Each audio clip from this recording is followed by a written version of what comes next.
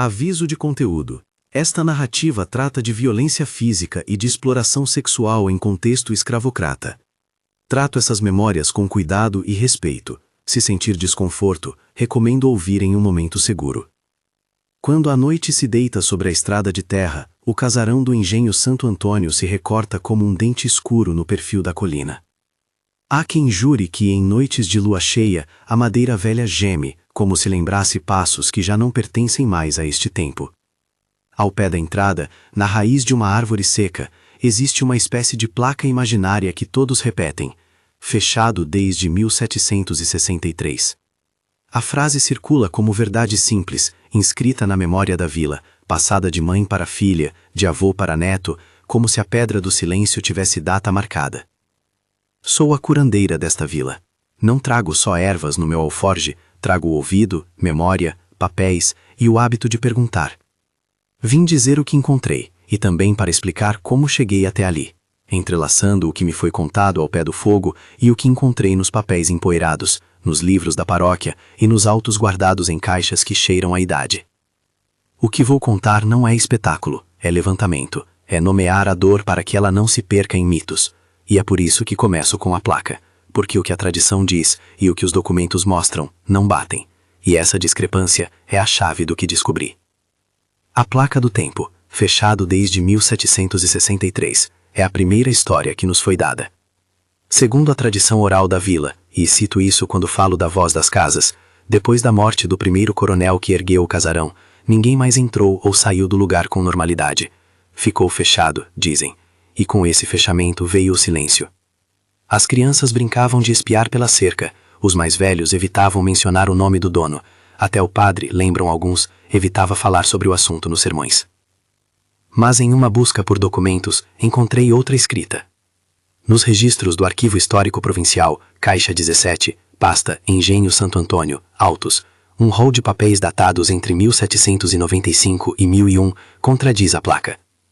Em um dos documentos, apenso intitulado Despachos sobre Mão de Obra e Despesas, datado de 1798, Arquivo Histórico Provincial, Caixa 17, apenso 3, há anotações de pagamentos, compras de material para reforma e listas parciais de pessoas em serviços internos. Em outro documento, um livro de contas da Fazenda, Livro de Contas, Engenho Santo Antônio, cópia arquivada, Caixa 17, aparecem rubricas relativas à manutenção de quartos e compra de alimentos, para uso interno. Esses papéis não dizem que o casarão esteve desabitado, pelo contrário, apontam movimentação e atividades bem depois de 1763. A contradição entre o que a pedra da estrada afirma e o que os documentos registram abriu para mim um espaço que precisava ser investigado. Se você quer acompanhar a investigação completa, com a leitura de documentos e entrevistas que gravei, inscreva-se e ative as notificações. Diferente do que a placa sugere, o casarão não era apenas uma casa grande tomada pelo abandono. A arquitetura conta histórias que a memória oral às vezes não nomeia.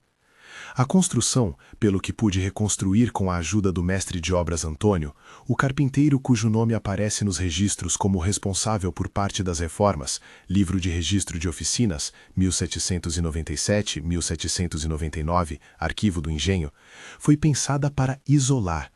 Do lado de fora, uma frente com janelas altas e verga de madeira.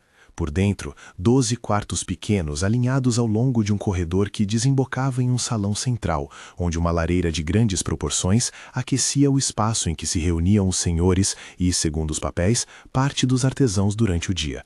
Havia uma cisterna cavada sob o alpendre e portas que podiam ser trancadas por dentro e por fora, com ferragens robustas, feitas à medida por carpinteiros do engenho. Registro de Ferragens e Oficinas, 1798, apenso 7. A leitura arquitetônica que faço aqui junta o que ouvi das bocas mais velhas com a evidência técnica dos papéis. Aquilo ali era feito para prender gente, me disse um homem que cresceu à sombra do casarão, segundo a tradição oral. Não posso, com base só em uma fala, afirmar que foi exatamente isso. Mas quando cruzo com o desenho da planta que encontrei entre as folhas de um volume de inventário, Planta do Casarão, 1796, Arquivo do Engenho, Caixa 3, a imagem fica mais assombrosa. 12 espaços privativos, uma única escada que podia ser vigiada, entradas secundárias para a cozinha e para a oficina, tudo permitindo controlar quem saía ou entrava. A estrutura física torna plausível uma função de isolamento e vigilância. Os registros oficiais do engenho trazem uma versão sanitizada. Anotam oficina de artesãos, escritório de trabalho interno, uma linguagem fria que oculta o que a oralidade denuncia. Nos autos administrativos, processo administrativo do Engenho Santo Antônio, 1799, arquivo provincial, consta a justificativa de Joaquim Ferreira da Costa, o homem que a vila chamava de coronel, de que o casarão servia para abrigar aprendizes e empregados especializados. Mas quando analiso os mesmos papéis junto dos depoimentos recolhidos na comunidade, surgem indício de uma prática diferente. Dentro daquele espaço, 12 pessoas viviam com privilégios aparentes que na verdade estavam atrelados a uma perda de liberdade. São os chamados 12 escolhidos, nomes que ouvimos repetidos em murmúrios que atravessam gerações. Miguel, Francisco, Benedito, Sebastião, Carlos, Domingos, Rosa, entre outros. Rosa aparece nas falas da mulher mais velha da comunidade como quem costurava a luz tateada das velas e como quem, às escondidas, ensinava outras a remendar roupas, esconder moedas e arrancar plantas com fins medicinais. Isca tinha jeito, dizia uma avó que me trouxe um farnel de lembranças. Dava comida aos cansados, dava palavra aos que choravam. Essa fala oral é importante porque humaniza. Nos papéis, Rosa não é mais que uma anotação em uma lista de pessoas sobre manutenção, mas a voz ao pé do fogo nos restitui sua presença, sua habilidade e, sobretudo, sua humanidade. Ao tratar desses nomes, faço sempre a distinção entre o que a tradição me contou e o que os registros apontam. Quando cito a fala da avó, digo segundo a tradição, e quando trago uma data ou um valor, apresento a referência documental. Os 12 escolhidos, conforme os relatos orais, recebiam pequenas regalias, uma peça de roupa melhor, mais pão em dias de festa, a permissão para trabalhar na oficina do lado de fora em horários escolhidos. Segundo alguns documentos, havia um regime de privilégios, anotado como bônus por serviços especiais. Livro de Contas, 1798. Mas essa moeda de troca não nasceu do nada.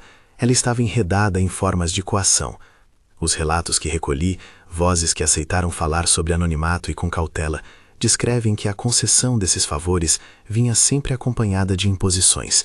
Vigilância constante, ameaças veladas, vigilantes que informavam qualquer tentativa de fuga. O sistema funcionava assim, o privilégio como instrumento de silêncio.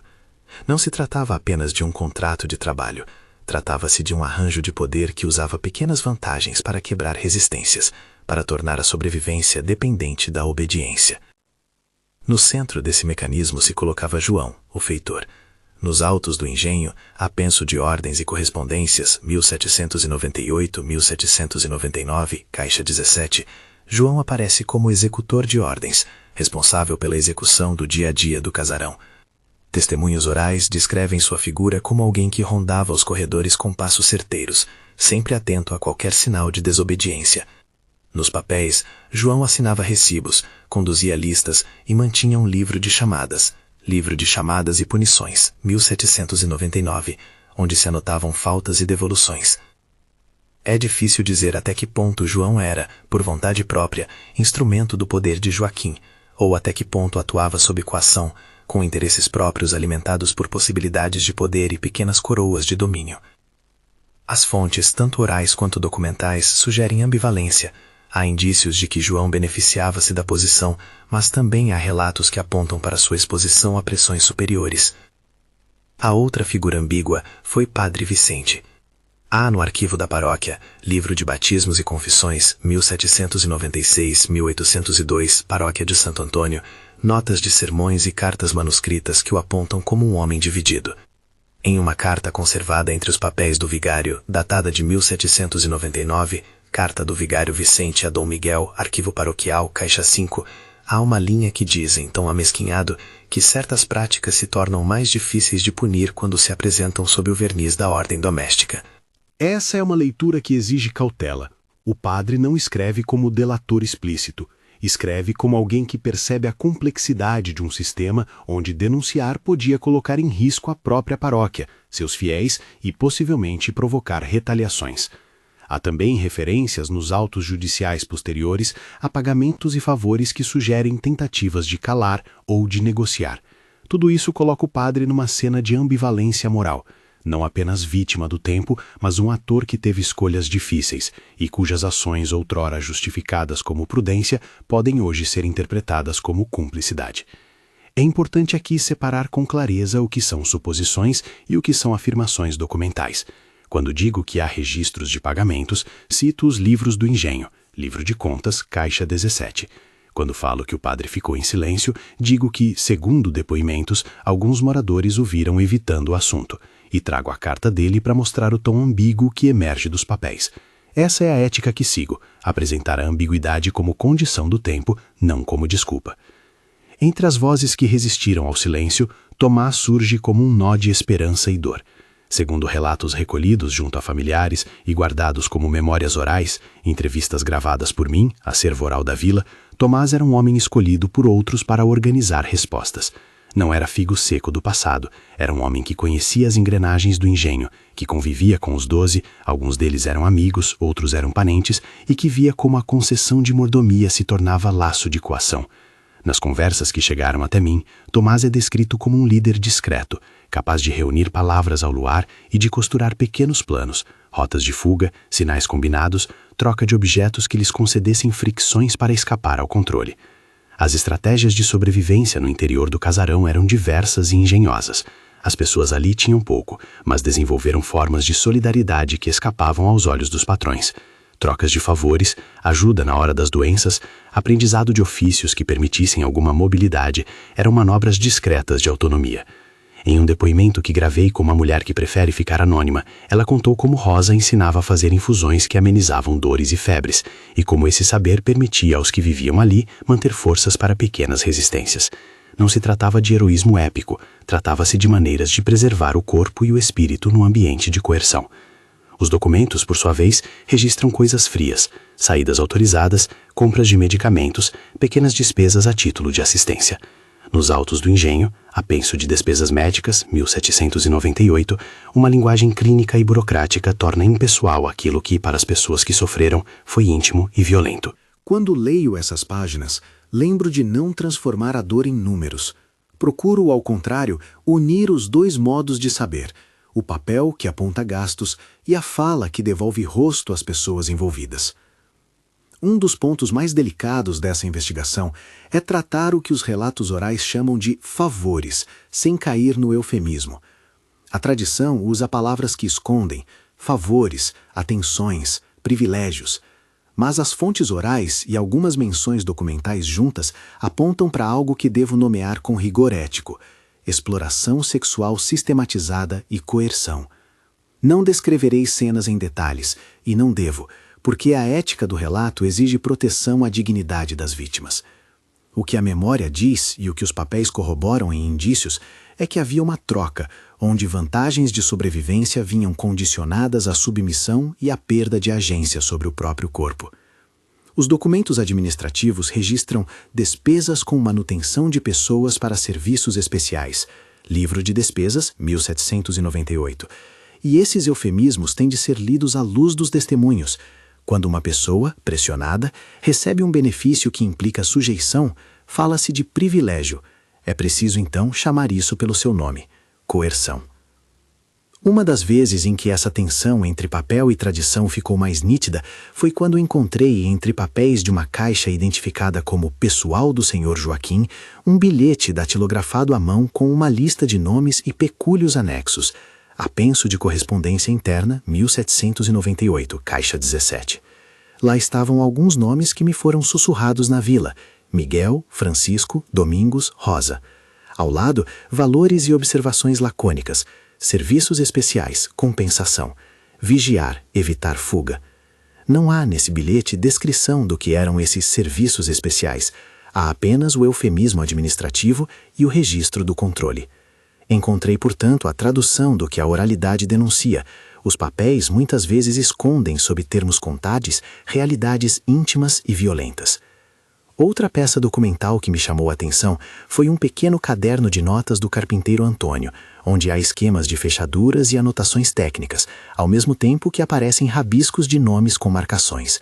Caderno de Antônio, 1797 e 1799, acervo particular cedido à pesquisa.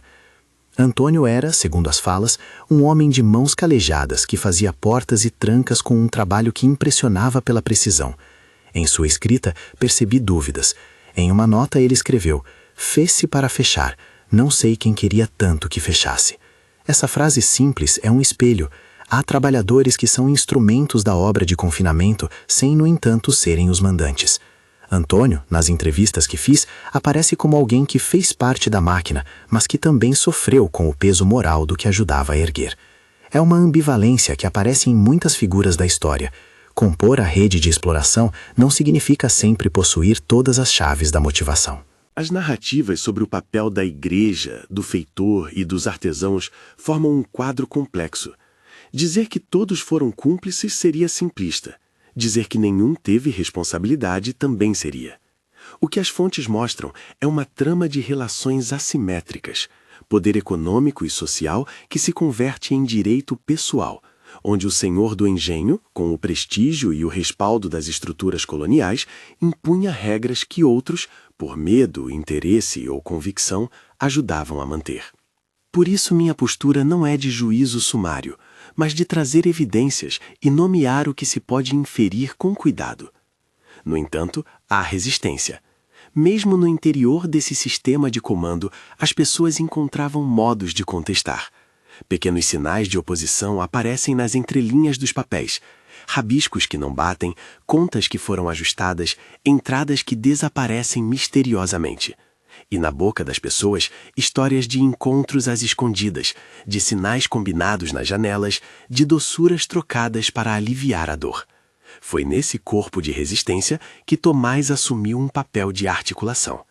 Segundo relatos orais que colhi junto a parentes e vizinhos, entrevistas em 2023, 2024, acervo oral, cópias arquivadas, Tomás começou a tecer um plano que buscava romper o aparelho de silêncio.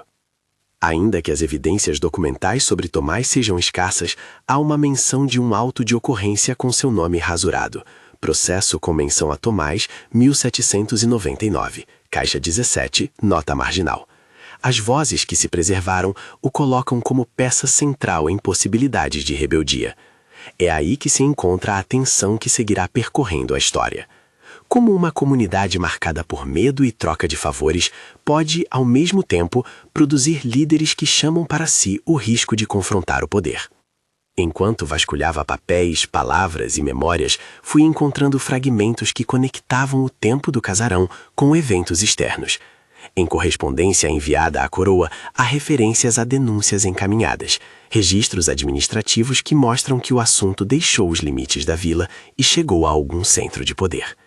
Um ofício datado de 1800, ofício remetido à intendência, 1800, arquivo provincial, relata a existência de irregularidades em propriedades privadas e pede averiguação.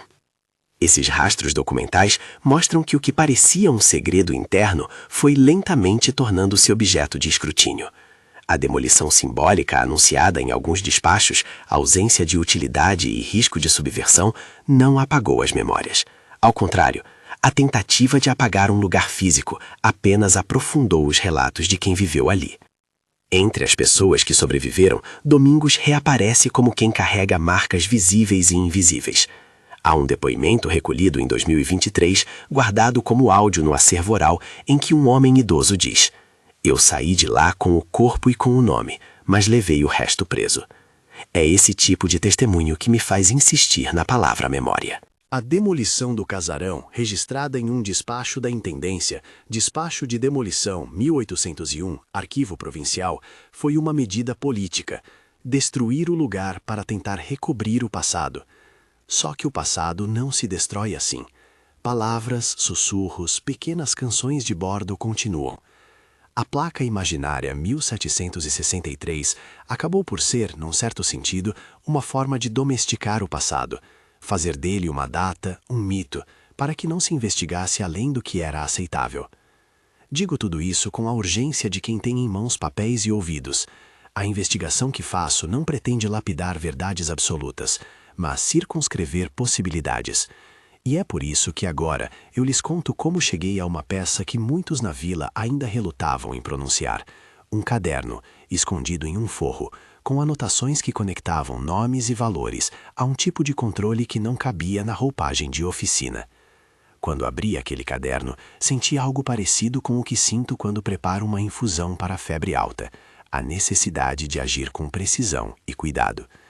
As notas no caderno traziam detalhes, datas e menções de encontros noturnos, palavras escritas de forma apressada, como quem não quer que o vento levante aquilo. Entre as margens rabiscadas, havia um traço que me fez olhar para o mapa da vila com outro olhar. Uma listagem de entradas e saídas do casarão para noites específicas, com nomes anotados ao lado. Era como se alguém, finalmente, houvesse escrito o que até então só existia em rumores. Ao redor desse traço documental, a vila reagiu de maneiras diferentes. Alguns disseram que aquilo era blasfêmia contra a memória do lugar. Outros que era a confirmação de algo que sempre suspeitaram. Eu, como curandeira e como narradora, senti o peso da responsabilidade. Revelar poderia liberar memórias e dores, mas também poderia acionar respostas que nenhum de nós controlaria. Ainda assim, a revelação era necessária para o que viria a seguir. Naquelas notas havia um fio para puxar. Indicava não só a presença dos 12, mas também uma estrutura de vigilância, de pagamentos e de regras tácitas que regiam o casarão. Ao fechar o caderno e voltar meus olhos para a rua de barro da vila, compreendi que não bastaria apenas mostrar papéis. Quem me ouviu nas praças, quem me trouxe as memórias, quem ainda tem medo de falar, todos eles precisavam sentir que a investigação respeitava a sua dor. Em minha casa, entre potes de ervas e remédios, comecei a organizar as provas. Folhas xerocadas, gravações de entrevistas, cópias de livros de conta. Era um fazer lento, que requer paciência e cuidado. Acha-se em toda pesquisa desse tipo uma linha tênue entre expor e proteger. Procuro sempre, nas entrevistas que coloco no meu arquivo, manter anonimato quando solicitado e dar ao documento a sua devida referência quando ele é público. E foi assim, nesta mistura de velas e registros, que comecei a marcar encontros discretos com pessoas que, segundo a tradição, tinham coragem para mais do que rezar. Havia aqueles que mantinham pequenos braçalhos de resistência. Tomás era um deles. Em nossas conversas, tornadas quase confidenciais, surgiram palavras que ainda hoje me arrepiam. Mapas de saída, pontos de encontro, nomes que serviam de senha. Não posso, por respeito aos mesmos que me confiaram essa fala, transcrever tudo aqui. Mas posso dizer que havia um movimento, uma costura de possibilidades que buscava romper o que o casarão representava. É nesse ponto, entre a descoberta do caderno e as primeiras conversas com os que queriam agir, que a história muda de marcha. A vila sente o cheiro da possibilidade de que o silêncio fosse rompido. Para alguns era uma esperança, para outros uma ameaça. E para mim, curandeira e guardiã de memórias, a responsabilidade de medir cada passo ficou ainda maior. Há papéis que pedem providência, vozes que pedem justiça, e um lugar que pede ser lembrado de forma digna, sem transformar dor em espetáculo. Foi neste tempo que encontrei dentro de um velho baú uma folha solta com um nome escrito várias vezes, Joaquim. Em volta, palavras que pareciam escritas em pressa, vigiar, não falar, favores condicionados. Ao tocar aquela folha, senti o peso do que o casarão havia engolido. Vidas reduzidas a notas contábeis, afetos transformados em moeda de silêncio. Mas senti também a possibilidade, tênue e poderosa, de que essas palavras, agora reunidas, pudessem se tornar testemunho, e que o testemunho pudesse transformar memória em ação. A partir daí, o caminho que me restou foi começar a alinhar documento e depoimento. Traçar exatamente onde a placa de 1763 foi plantada como mito para encobrir movimentos posteriores, e onde os papéis de 1798 trazem o sopro de uma verdade que estava sendo entalhada em silêncio. Não é uma investigação que acontecerá apenas nos arquivos, é uma investigação que se faz nas noites da vila, nas conversas em que os olhos se cruzam, e naqueles que decidem, apesar do medo, que não vão aceitar que o passado seja apagado. E é nesse ponto que me detenho agora, com as folhas na minha frente e a reunião marcada para a noite. Há gente que passou a me olhar diferente, uns com gratidão, outros com desconfiança. Alguns me disseram sussurrando que eu deveria parar, outros pediram que eu prosseguisse. O peso das decisões individuais e coletivas, as linhas tênues entre resistência e sobrevivência, tudo isso estava ali. prestes a se concretizar em atos que alterariam para sempre a paisagem do engenho. Fico com a imagem do casarão à minha janela, as madeiras rangendo, e com a folha onde Joaquim aparece repetido, como se fosse um selo que marcava destinos. Segurei aquela folha e pensei nas vozes que me pediram cuidado. Pensei em Rosa, que costurava remendos no escuro, em Domingos, que saiu com o corpo, mas ficou com as lembranças, em Tomás, que já começava a costurar um movimento. A pergunta que me guia e que guiará quem acompanha esta história é simples e terrível. Até onde iria a vila para arrancar da pedra o que a pedra tentava esconder? É nessa borda entre descoberta e ação que deixo vocês por agora, com o cheiro das ervas secas e o papel que tremia na minha mão, prestes a ser levado às pessoas que, talvez, decidam que o silêncio não seria mais aceitável. A reunião aconteceu numa noite sem luar. A rua em frente à minha casa estava vazia, só se ouviam passos de alguém que passava apressado e, de vez em quando, o som de um cachorro atrás do terreiro. Convidei para dentro apenas aqueles em quem confiava. Tomás, Domingos, uma mulher chamada Isabel, que havia sido escrivã das palavras guardadas nas memórias, e 2 homens que aceitariam o risco de ser olheiros.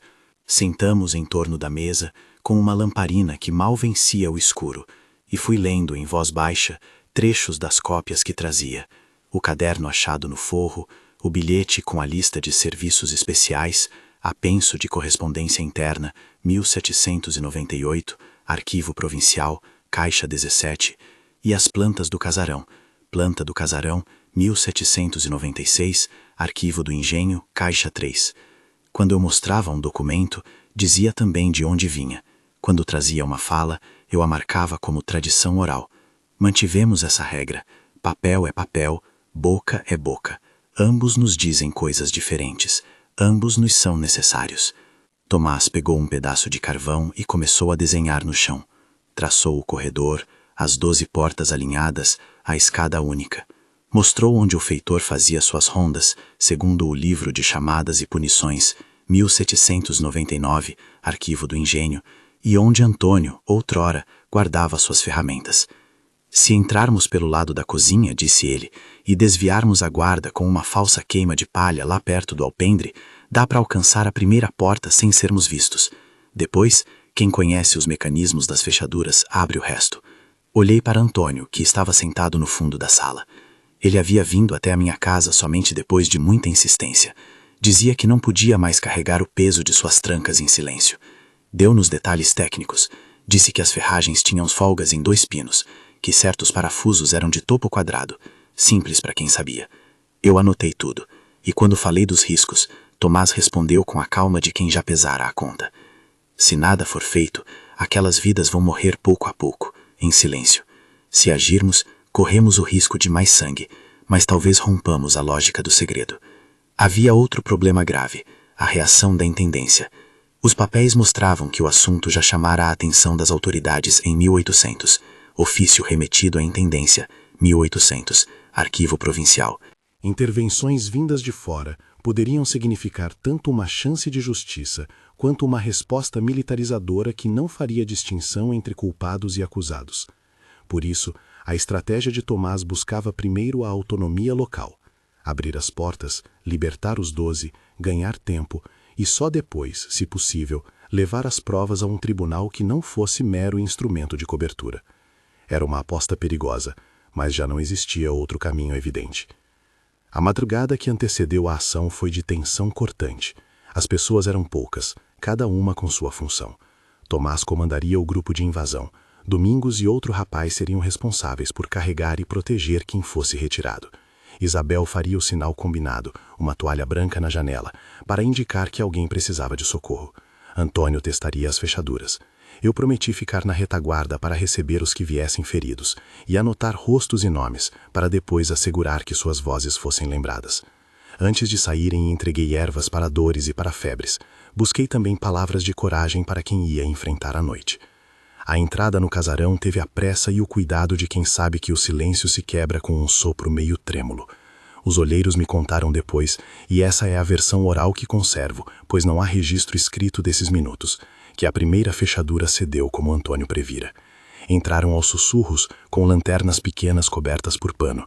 Quando alcançaram as portas internas, descobriram que em algumas havia pessoas acordadas, de olhos arregalados. Não descrevo cenas, enumero apenas o que os relatos dizem. Houve choro, houve confusão, houve resistência. Em um dos quartos, encontraram uma mulher que, segundo o testemunho que me chegou, se agarrara a um pedaço de tecido como quem agarrava a própria história. Os que se libertaram naquela noite lembram sempre o mesmo detalhe. A luz que entrou pelas frestas foi tão invulgar quanto um nascer do sol no meio de um dia de tempestade. A presença de Joaquim naquela noite foi inesperada. Os autos que consultei mostram que ele costumava rondar o casarão de vez em quando suspeitava que algo escapava ao seu comando. Processo administrativo do Engenho Santo Antônio, 1799, Arquivo Provincial. Mas ninguém nos documentos diz que ele aliaria a própria vida à defesa do segredo. A versão dos que participaram diz que houve um confronto, que Joaquim, percebendo a tentativa de libertação, tentou conter os invasores e que, na confusão, foi morto. Em algumas falas, há quem afirme que foi durante uma luta, em outras, que caiu ao tentar fugir pela escada. Nos papéis que tratei depois, dentre eles um auto de ocorrência com rasuras, a menção a óbito do senhor do engenho em circunstâncias tumultuadas. Processo com menção a Joaquim, 1800, Arquivo Provincial, Apêndice 12. Não há, portanto, uma cena única. Há modos diversos de contar o que aconteceu. Eu afirmo, com base nos autos e nos relatos orais, que a morte de Joaquim ocorreu na noite da invasão, e que sua queda foi o ponto de ruptura, que trouxe consequências que ninguém queria, nem os que conspiraram, nem os que se calaram até ali. O que se seguiu foi uma reação rápida e dura. Antes que a notícia se espalhasse, já havia mensageiros da intendência chegando por estradas secundárias. Os despachos oficiais mostram que a coroa e seus representantes entenderam a morte do coronel como um fato que exigia resposta exemplar. Ofícios e Despachos, 1801. Arquivo Provincial. Tropas chegaram, segundo registros de guarnição, e as prisões ocorreram de modo indiscriminado. Alguns envolvidos na ação foram detidos, outros foram procurados, e vários habitantes do engenho e da aldeia voltaram a ser vigiados com maior intensidade. Os autos de prisão revelam uma pressa por parte das autoridades em controlar a narrativa pública, recolher documentos e confiscar pertences. Autos de apreensão, 1801, Arquivo Provincial, Caixa 19. O que era até então um problema local transformou-se em processo administrativo que ganhou contornos políticos. Nos julgamentos que vieram a seguir, procedimentos que deixaram registros no Tribunal da Intendência, autos de julgamento, 1802, Arquivo Provincial, Caixa 22, a complexidade da situação se perdeu em parte. As audiências foram rápidas, testemunhos orais foram recolhidos, mas muitos dos que poderiam ter dado conta da verdadeira extensão da rede de exploração preferiram falar sob proteção ou não falar de todo. Tomás foi capturado e julgado. Eis a parte que mais me dói contar, porque conheci o homem pelas palavras e pela coragem. Nos autos, consta que foi condenado por homicídio e perturbação da ordem. Autos do processo contra Tomás, 1802. A sentença foi severa, pena capital. A execução, segundo o registro municipal, registro de execuções, 1802, livro municipal, paróquia, ocorreu em praça pública. Na vila, a notícia dessa execução espalhou um medo novo, tão antigo quanto o próprio poder. Quem ousa desafiar o Senhor perde mais do que a vida. Perde também a possibilidade de ser lembrado em paz.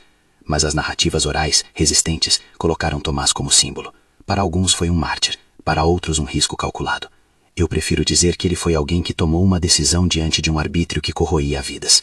A documentação que o condenou não contou, e não podia contar, a complexidade íntima daquela escolha. Domingos, por outro lado, sobreviveu. Seu destino está documentado em parte nos arquivos de assistência local. Há menções à pessoa libertada sob tutela, documentos de assistência, 1803, Arquivo Paroquial, e em parte nas vozes da vila. Ele carregou marcas psicológicas e físicas, deixou o engenho com o corpo e com o nome, mas com o resto preso, como disse numa das entrevistas que me confiou. No entanto, Domingos resistiu de um modo que a papelada não consegue registrar. Nas décadas seguintes, ele foi uma presença que costurou memórias em cantos de mesa, que contava aos netos o que acontecera, que punha um nome quando os censos esqueciam. A sobrevivência nessas histórias às vezes é feita de pequenas apostas de cuidado. Ensinar um ofício, assinar um nome, plantar uma árvore em memória. Domingos foi, numa longa duração, quem manteve acesa a lembrança dos que não tinham voz. Rosa também sobreviveu e tornou-se figura de resistência. Diferente de Tomás, ela não entrou no palco das grandes ações armadas. Sua resistência foi outra, permanecer ativa na vida da vila, conservar saberes de cura e de contorno, ensinar aos outros a costurar pequenas resistências. Nos registros municipais e nas memórias orais, Rosa fica como quem costurou remendos no tecido social dilacerado. Em cartas posteriores, algumas arquivadas no acervo oral e transcritas com autorização, há relatos de que ela ajudou a cuidar dos feridos e a resguardar objetos que documentalmente poderiam cair em mãos oficiais. A sua história me parece um lembrete simples. A resistência não assume uma única forma, e às vezes as formas mais discretas são as que duram mais. Quanto a João, o feitor, as coisas foram ambíguas. Em alguns autos há menção a confissões e comutações. Há indícios de que ele fez acordos com as autoridades para reduzir sua pena em troca de depoimentos. Depoimentos do feitor João, 1802-1803, Arquivo Provincial. Nos relatos orais, há ressentimento por parte de quem o viu como alguém que carregara o chicote e a chave. Noutras vozes, aparece como alguém que também foi capturado pelo mecanismo que punha poucos no comando e muitos sob vigilância. As fontes, quando tratam de João, indicam ambivalência. Houve punição, houve colaboração e houve certo apagamento de responsabilidades que dificilmente se reivindicam. O padre Vicente, por fim, continuou a ocupar uma posição embaraçosa. Nos sermões posteriores ao episódio, alguns fiéis notaram que ele se tornou mais lacônico. Nas cartas pastorais que examinei, Cartas Pastorais de Vicente, 1803, Arquivo Paroquial, Caixa 5, há tentativas de conciliação que soam hoje como tentativas de reposição de ordem. A ambivalência que mostrei antes manteve-se. Ele não foi formalmente acusado nos autos principais, mas sua atuação no tempo deixou marcas de uma prudência que, para muitos, soou como conivência. É uma lição amarga sobre como instituições podem optar por caminhos que protejam sua própria estabilidade, em detrimento de vítimas. A demolição do casarão, que sempre senti como um gesto simbólico, aparece nos papéis com a mesma frieza de quem risca um risco em um mapa. O despacho de demolição, 1801, Arquivo Provincial, justificava a ação como medida de segurança pública e como forma de eliminar lugares de perversidade. A demolição foi de fato feita. Pedras e vigas foram trazidas abaixo. A matéria do lugar foi espalhada ou reaproveitada em outras construções. Mas o que o despacho não podia apagar eram as histórias que já haviam saído de dentro do casarão, as vozes que haviam conseguido escapar, as lembranças inscritas nos corpos e nas palavras. A política do esquecimento tentou apagar o lugar. Em muitos casos, a demolição foi justamente uma forma de normalizar e encobrir. Porém, a memória popular fez o contrário. Com o tempo, a placa imaginária, fechado desde 1763, tornou-se para alguns não mais um selo de verdade, mas um dispositivo de ocultação. E a contradição entre essa placa e os papéis do final do século XVIII, que venho mostrando, converteu-se em motivo de investigação e de resistência. Os arquivos que conteriam as peças principais desse processo ficaram por décadas fechados ao acesso público ou dispersos entre coleções privadas. Parte do material que consultei veio de uma caixa do Arquivo Provincial, Caixa 17, e de depósitos paroquiais, que, por sorte, haviam sido poupados por um pároco que no século XIX os guardou como coisas antigas. Outras coisas foram cedidas por famílias que hesitaram, por anos, antes de me entregar uma folha amarelada. Eu sempre procurei, ao citar esses materiais, dar a referência: caixa, pasta, ano. Minha prática epistemológica é simples. Nomear o arquivo é dar ao leitor uma chave para checar. No fechamento daquele verão turbulento, quando as tropas se foram e a poeira da demolição ainda pairava, a vila ficou com cicatrizes que guardam genealogias de dor. Alguns deixaram o lugar, outros ficaram, fazendo o possível para tecer uma vida a partir dos remendos. A memória foi, por sua vez, um trabalho coletivo. Batidas de tambor nas terças-feiras, rezas discretas em cantos de capela, um bordado com nomes costurado à agulha por quem não queria que se perdessem. A história do casarão tornou-se assim um campo de disputa. Por um lado, os despachos oficiais que tentavam fechar o caso, por outro, as vozes da comunidade que recusavam a necropolítica do esquecimento. Com o passar dos anos, fui reunindo e organizando o que pude. Minhas caixas de papéis e minhas fitas gravadas são hoje um acervo modesto, que tentei depositar em lugares seguros. Em 2023, parte do material foi digitalizado e doado a uma iniciativa local de memória. um pequeno centro comunitário que aceita visitas e que recebeu, com cautela, cópias de depoimentos e documentos. Doação de Acervos 2023, Centro de Memória da Vila. Essa ação não apaga o passado, ao contrário, permite que ele seja enquadrado para debate público e para processos de reparação simbólica. Há ainda lacunas enormes, nomes que nunca surgiram nos papéis, vozes silenciadas por medo, documentos perdidos no tempo. Reconhecer essas lacunas faz parte do compromisso ético do trabalho de memória. Quero aqui dizer de forma direta o que me parece urgente ao olhar para tudo isso. Primeiro, não se pode permitir que a demolição de um lugar seja a última palavra sobre suas vítimas. Destruir as tábuas não destruiu as histórias. Pelo contrário, tornou mais urgente a necessidade de preservá-las em arquivos públicos e acessíveis. Segundo, as instituições que lidam com arquivos e patrimônio devem adotar práticas de abertura e de devolução de materiais às comunidades afetadas. Em várias ocasiões, encontrei documentos em mãos privadas que, com alguma resistência, foram cedidos à pesquisa. Esse é um problema que exige políticas claras, arquivos públicos e políticas de acesso que priorizem o reparo simbólico. Terceiro, as narrativas comunitárias devem ser valorizadas como fontes centrais, não apenas como anexos a documentos oficiais. A oralidade tem fraturas e variações, mas também tem verdade. Ela diz coisas que os papéis, por vontade técnica, costumam ocultar. Há também uma dimensão de reparação material. As famílias e descendentes, quando existem e quando consentem, devem ter acesso a mecanismos de reconhecimento. Isto não significa necessariamente processos jurídicos fáceis, que, aliás, o espaço temporal e o arcabouço legal frequentemente tornam impraticáveis, mas significa atenção, memória pública, placas que reconheçam o sofrimento e espaços educativos que não romantizem nem apaguem. Em outras palavras, a preservação da memória é também uma política de cuidado. Deixo a seguir um pequeno roteiro de fontes e caminhos para quem quiser aprofundar. Os apensos do Arquivo Provincial, Caixa 17, especialmente o Despacho sobre Mão de Obra e Despesas, Apenso 3, e o Apenso de Correspondência Interna, Apenso 7. O Livro de Contas do Engenho Santo Antônio, Livro de Contas, Caixa 17. A Planta do Casarão, 1796, Arquivo do Engenho, Caixa 3. O Despacho de Demolição, 1801, Arquivo Provincial, e os depoimentos do acervo oral, digitalizados no Centro de Memória da Vila, Doação de Acervos 2023. Essas indicações constam também na descrição deste vídeo para quem quiser consultar com calma. Aviso, porém, ao manusear esses documentos, é preciso lembrar que muitos nomes aparecem em registros contábeis com eufemismos.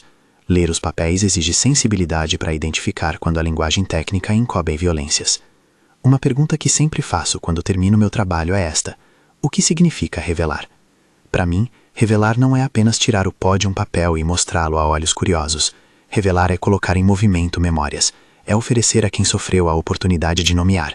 É transformar silêncio em algo que possa ser trabalhado por decisões coletivas. Revelar também exige cuidado. Não expor quem pediu para ficar anônimo. Não dar voz a sensacionalismos. Não assumir certezas onde há dúvida. Eu, como curandeira e como quem reuniu esses relatos e documentos, assumo esse compromisso. Revelar foi, para mim, dar ao passado do casarão uma forma que permitisse justiça simbólica e a possibilidade de aprender. Sei que haverá críticas, que alguns dirão que a investigação remexe em feridas que deveriam ter sido deixadas, que expor o nome de Joaquim e as contradições do padre Vicente é recriar um espetáculo. A esses, respondo com outra pergunta. Uma sociedade que não enfrenta seu passado tende a repetir as formas de poder que sustentaram tais abusos. A demolição do casarão não resolveu nada, apenas mudou a paisagem. O que se precisa é reconhecimento, memória e políticas que assegurem que estruturas semelhantes não se reproduzam sem escrutínio. Ao final desta jornada, que é parte de uma investigação mais ampla que pretendo continuar, há lições práticas. Arquivos precisam ser abertos. Comunidades devem ter voz na preservação da história. Os registros orais e documentais precisam dialogar com equidade, cada um indicando seus limites. E, por sobretudo, a dignidade das vítimas deve ser preservada como norte. Não é preciso narrar o que não devemos narrar. É preciso nomear o que deve ser nomeado. Chamo exploração sexual sistematizada aquilo que os documentos e as vozes apontam como tal, e recuso a hipérbole e a pornografia do sofrimento. Este é um gesto de respeito. Não posso encerrar sem sublinhar a centralidade da curandeira nesta narrativa. Se cheguei até aqui, se pude juntar papéis com vozes e dar ao assunto a forma de investigação, foi também porque aceitei a responsabilidade de preservar e de revelar na medida do possível. O título que nos trouxe até esta história, O Casarão do Coronel, estava fechado desde 1763 até a curandeira do interior revelar o que havia lá. Não é vaidade, é reconhecimento de que houve um trabalho de escuta, de arrumação e de coragem, por mais limitada que seja a minha atuação. Revelar é, acima de tudo, assumir a obrigação de contar de modo que as memórias tenham registros e possam, um dia, ser base para políticas de reconhecimento e reparação. Antes de terminar, quero agradecer às pessoas que confiaram em mim, às vozes anônimas que emprestaram fragmentos de vida, às famílias que me cederam papéis, ao pequeno grupo do Centro de Memória que recebeu parte do material. E, por fim, um convite. Compartilhe esta história com cuidado. Se ela tocou você, não a espalhe como curiosidade. Ofereça-a a pessoas, instituições e iniciativas que possam usar esses relatos para promover memória e reparação. Apoie projetos locais de preservação de arquivos, consulte as fontes que citei na descrição e acompanhe os próximos episódios desta investigação, em que pretendo tratar com mais detalhe de cada nome citado, de cada documento citado, sempre com respeito e rigor. O casarão fisicamente pode ter sido derrubado, mas as vozes que saíram de suas táguas, os nomes que encontrei em papéis amarelados e as memórias que guardei na minha casa com ervas e fitas gravadas continuam. Revelar não apaga a dor, mas cria condições para que ela seja reconhecida, para que as injustiças sejam vistas e, se possível, remediadas. É por isso que digo, a placa imaginária de 1763 pode ter sido conveniente para quem quis apagar tempos posteriores, mas a verdade não se deixa encerrar em uma data posta na estrada. E se eu fiz algo, foi puxar um fio que arrancou parte do véu. O resto é trabalho de muitos, historiadores, comunidades, instituições, e de cada um que decidir que a memória vale mais do que o silêncio. Compartilhe esta história com cuidado. Apoie iniciativas locais de memória. Consulte as fontes na descrição e acompanhe os próximos episódios desta investigação.